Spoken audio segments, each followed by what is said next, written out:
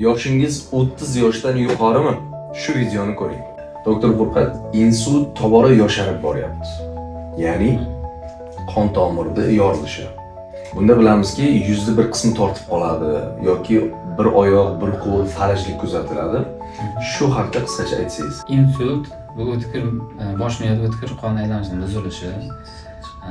Asosan xalq tilida tushuntiradigan bo'lsam, bosh miyaga qon tomiri yorilib qon quyiladi yoki bo'lmasa bironta jism, ya'ni tromb tiqilib bosh miyaga qon bormay qoladi. Shuning hisobiga nerv hujayralari o'ladi. Ikki xil asosan. Gemorragik yoki ishemik insult.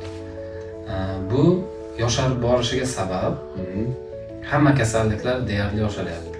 Sabab kam harakatlik, noto'g'ri ovqatlanish, semizlik, ya'ni ortiqcha vazn, dislipidemiya, ya'ni xolesterinni zararlisi miqdori ko'payishi, ya'ni past tezlikdagi xolesterin.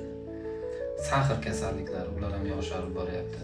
Yurak kasalliklari, aritmiyalar, bular hammasi insultga olib ketadi. Spirtli ichimliklar iste'mol qilish, sigaret, bu yana ham qo'shimcha energetiklar, zararli odatlar. Demak, insult bo'lmasligi uchun do'stim, zararli odatlardan voz keching. Fast food, qovurilgan kartoshka, qovurilgan go'shtlardan ham harakat qilish kerak, iloji boricha tiyilishga. Bu videoni yoshi 30 dan oshgan do'stingizga jo'natib qo'ying.